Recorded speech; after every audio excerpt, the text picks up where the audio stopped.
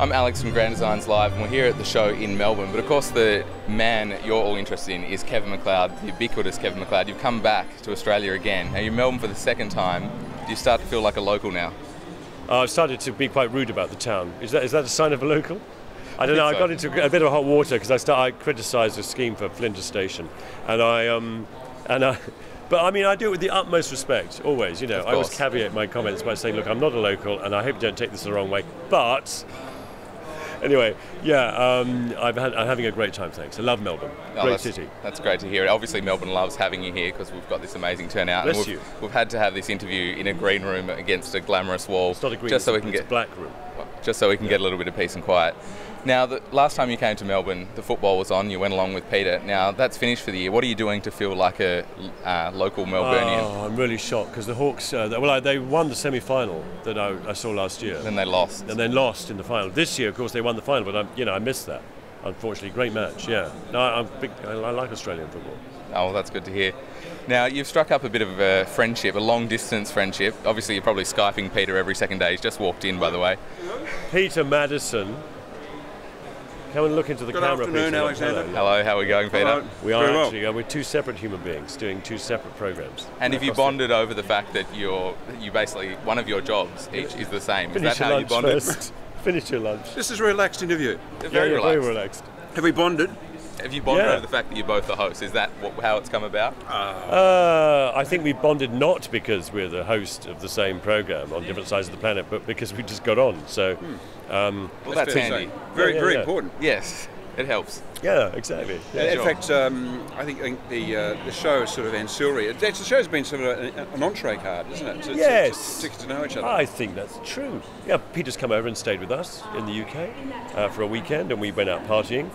Peter took me out last night, partying. And I'm a little bit apologetic where I took him. However, No, it was good. It was a good there's evening. a lot of drunk people. Thanks who, very much, Lou and Tom. It was a lovely evening. Yeah, thanks for having us, Lou. Sorry to mention the name, but you know, no, it was a fun night, and it's great to, I think, when I went to your place, meet people that are from your area, Yeah. and it gets you out of this mad exhibition, media environment, Yes, that is and true. drops you Out into of things a like this little that bit of we're forcing you reality. to do.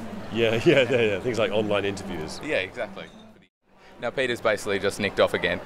Now, you recently went to Christchurch in between coming over on a long haul flight. You've come to Sydney on no sleep, and then for some reason you've decided to adjust time zone slightly again and go to Christchurch. It's true. I came, flew into Sydney, and then 24 hours later, I thought I wasn't jet lagged enough, so I thought I got up at 4 a.m. to go to Christchurch, then got up at 2 a.m. to come back.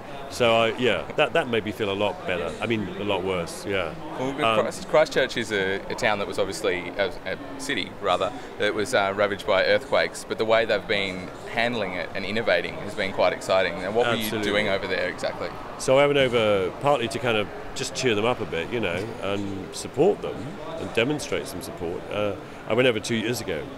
I met the council, met lots of community groups, lots of activists, lots of artists working there, and I wanted to go back and see how things were. And in the between time, I've been judging a competition together with many other people, some architects, landscape architects, people from the city, to basically find a group of developers and architects to redesign the city centre.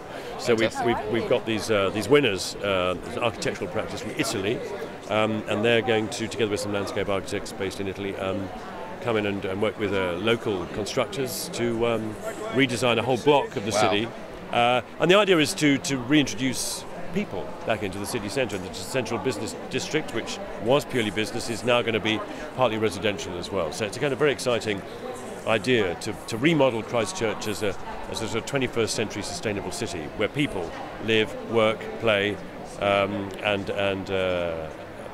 enjoy themselves in the heart of the city. Yeah, Well, really important. Well, it's wonderful what they're doing over there and that you could go and help out. Now, I just did have one kind of shop question. Now, if you had one building or design tip that could pretty much blanket be applied to everyone, do you have one? Because you probably asked this, I imagine. Everyone, everywhere, always kind of thing. Like a less is more, or the greatest tip. The greatest tip actually is it subverts the question, which is that all design, all architecture, all good design is not simply about people. It's about place. So it will always be different wherever you are. What an amazing answer. Ish. Now, we did ask a few people on Facebook. Yes. They could win a $750 Masters gift card by submitting a question. What would they ask you in 25 words or less? A few people said, I would ask for a hug, but I have to ask you that question, so it doesn't really work that well. So the one we've selected is, what would the world look like in 25 years' time, ideally, from your point of view? It would look jumbled, mixed up. It would look. I'd like to see more people living in cities. I'd like to see families, old people. I'd like to see a whole range of opportunity offered to people.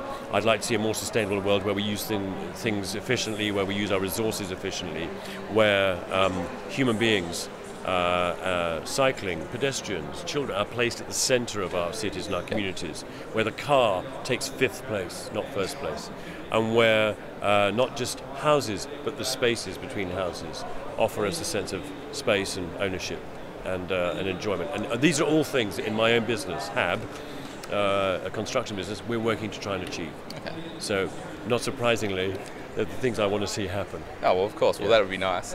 And congratulations on winning that gift card. We also had another question, though. Kind of wanted to choose the answer, but I thought we might have an uproar because it's so off topic. What's the biggest fish you've ever caught? I've only caught one fish in my life. It was the first fish and the last fish. I was 8 years old. It was a perch. It was this big. It was a female. It was pregnant. I didn't like it. There you go. I knew that was an interesting one. We had to get that one in. Yeah. Thank you so much for your time, Kevin, and appreciate coming Great back to stuff, Australia again. Good to see you. Cheers. Thank you. Lovely.